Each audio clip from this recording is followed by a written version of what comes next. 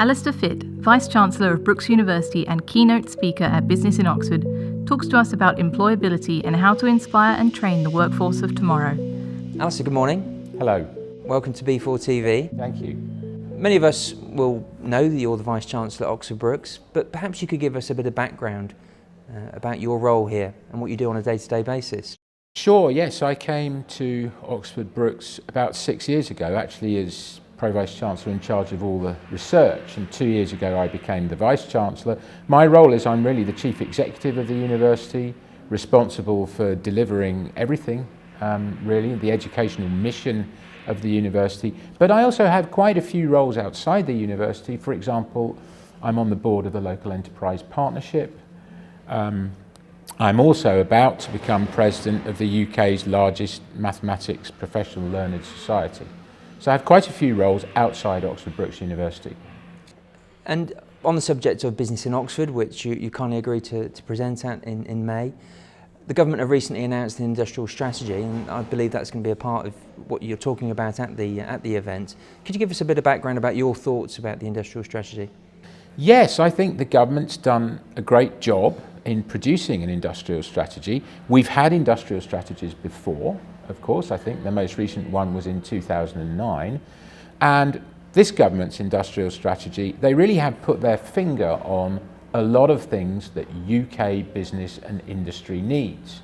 Now, of course, the big question is, who's going to deliver it? How can we deliver it? And as regards the skills agenda, and you're obviously seeing day to day very talented students coming through Brookes, are they equipped and are they geared up for a future in work? I think they are. Our students, we take a tremendous amount of time thinking about graduate skills, graduate attributes, employment skills. A lot of our courses face the professions and the vocations, so we're really well used to doing that. I think one of the things that interests me as well is, of course, in the UK, just under 50% of our young people go to university, so just over 50% don't go to university. And I think if we're going to deliver the industrial strategy, we need to think about how they will get the skills that they need. I think that's a much bigger question. The university sector largely works quite well. By many measures, it's one of the best university sectors in the world. But if you think about how young people that don't go to university get level 3 to 5 qualifications, then there's really a rather bewildering array of things they can do. They can go to a school with a sixth form, they can go to an FE college, they can go to a UTC, they can go to a sixth form college, and now the industrial strategy proposes institutes of technology. I think this makes the picture quite complicated. So I'd be really interested to know what we're going to do for our 16 to 19-year-olds who don't go to university. And I think that's a key thing that we need to sort out to deliver the industrial strategy. You talk about the 16 to 19-year-olds, and many of us who employ see that particular sector is quite difficult to motivate. Do you have that same fear, and that there aren't the motivations there to actually get them out to work? Yes, I think it is a problem. I think there are various ways that we're dealing with it. Apprenticeships and higher apprenticeships is one way that we're dealing with it. But I think my own personal view is that, particularly in the Oxford region, we have a lot of brilliant FE colleges. And the investment, central government investment in FE colleges is very low indeed.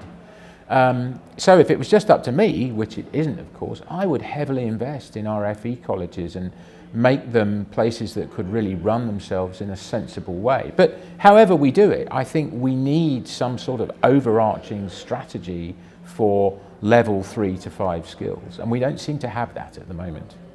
And with looking forward to Business in Oxford, you're obviously on the board of the Oxfordshire LEP. Do you feel Oxford's benefiting from lots of attributes that maybe other places in the country don't enjoy, and that we're fortunate here, or do you feel there are an equal amount of pressures here, such as housing and transport, that stifle growth? I think Oxford is a unique region. There's a city council booklet of how the 65 cities in the UK all compare with each other, And in all of the measures that it uses, Oxford is remarkably either first out of 65 or 65th out of 65. For instance, it's first out of 65 for the percentage of the population that have a degree, but of course it's 65th out of 65 for how easy it is to buy a house here compared to your wage. So we have a lot of unique advantages, but a lot of unique challenges as well. And that's one of the reasons why I would ask whether we have the governance of Oxford and the Oxfordshire region right. We have 4 district councils, a city council and a county council, and if you're looking at the key issues like delivering affordable housing, getting a transport system that works for all of us, and having some kind of strategic input to planning and skills, I think that's almost impossible to deliver with our current setup. So one of the things I want to investigate is how we could change that setup. And talking about investment, we're sat here in your fabulous John Henry Brooks building. We're now 2 or 3 years after opening, probably 2 years. Everything's settled down. Is it working as was originally planned? Oh, I think it's working better than originally planned. One of the things that I immediately noticed when I came to Oxford Brookes 5 or 6 years ago was that although the university had a great number of upsides, there wasn't a central place where the students hung out. Well, there is now, the Forum in the John Henry Brooks building, open 24/7 during term time, incredibly popular. If you go in there at 4 o'clock in the morning, you'll find the place is full and buzzing, and that's what the university desperately needed, and that's why we're doing lots more building work at the moment. Yeah, significant construction going on elsewhere on campus, so can you maybe give us a little bit of an insight into what else there is to come for Oxford Brookes? Yes, so our business school, the Oxford Brookes Business School, will move from the Wheatley campus into a newly £40 million refurbed building that's just beside us as we're sitting here. That will open in September. We have some other refurbishments in train at the moment, but probably the 2 biggest jobs that we have to do are, first of all, to do major new build and refurbishment at our Harcourt Hill campus, and secondly, to sort out the Helena Kennedy building across the road from here. That's been a great building, but it's been around a long time, and we need some exciting, inspirational new build there. So it's going to be a busy few years. And how does Oxford Brookes sit alongside your peers really in terms of profile, with high profile Dame Granger now on board, Dame Catherine Granger on board as your Chancellor on board. So with all the investment and being based here in Oxfordshire, how does Oxford Brookes sit in the hierarchy in the country?